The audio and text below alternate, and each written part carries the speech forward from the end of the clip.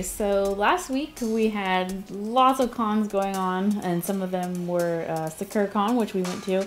Anime Matsuri. Anime Matsuri and WonderCon, I think it's called. I should have looked that up, but yeah. And those were all going on at the same time, and those were really big cons, so there was a lot of crap. Yeah, so we had to pick our favorite one to go to. And even though the world... What is it? The World Cosplay Summit. World Cosplay Summit was Anime Matsuri. We chose to go to Sakura-Con. Because we live next to it. No. Not only was it convenient, but it is one of our favorite ones because it is a very beautiful, beautiful convention hall, as you could say. Yeah, and it's Seattle. We have to go to Seattle Con. Right. Support them. But let's talk about Sakura-Con. Yeah. I would say perfect. You know, like I said with Anime LA, as much as I like the balance of everything, this one was exactly the same except scaled up. So there's a lot more things going on and a lot more people there, but it wasn't overly crowded or anything. And the venue was a good size. There were enough people there. Yeah, we didn't go into it. I guess we should say this: we were moving at the same time as Sakura-Con, so we weren't really all there. Right. By the time Friday rolled around, we were just like, what the hell? Like, we gotta go to Sakura-Con now. And so we had to leave Sakura-Con a little early on Friday to go pack some more. And we were up really late on Thursday night and Friday night. And so by the time Sunday rolled around, we were all fresh, but the con was over. So Sakura-Con was really off for me, and I think it was for Kevin too. So I don't think we kind of performed at the way we did it, Katsucon or ALA or anything like that. This is my first time I've taken pictures at Sakura-Con. I've always just cosplayed there, so I never really paid attention to the scenery. And it has really nice scenery. Like it had like the Sakura blossoms. I don't know. They weren't Sakura because they were white. I don't know. They were the beautiful trees. I guess they were. They could be Sakura or plum or I don't know. Everywhere, you know. And so we got these really cool like bokeh out white backdrops with the flowers and stuff like that, which was really cool, but it was kind of hard to get because you could only get them on this certain level where people would stand up on these cement blocks, and that's where the cosplay meetups were. So they were always crowded. We only got them like early Sunday morning and like Friday.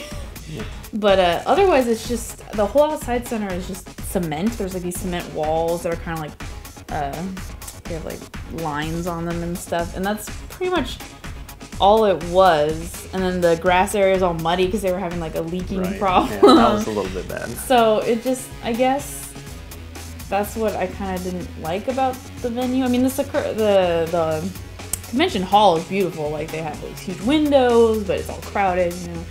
But I just feel like the cement was too much photograph wise, and I feel like it was hard for me to kind of get it all out there.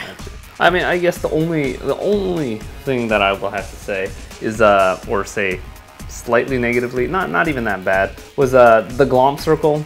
Now, I appreciate people, you know, wanting to go out there and meet everybody, you know, and you know. We don't care about Glomp Circles, honestly. Right. Like, usually Glomp Circles are kind of out of the way. Right. But, and we like to watch them sometimes. Right. It's Exactly. funny. It's fun. Or but continue, yes. But yes, the Glomp Circle decided to congregate in kind of the main passageway between two big areas from the outside to the inside area. So it was just a big circle of people with nobody in the middle, and then lines of people trying to get in and out.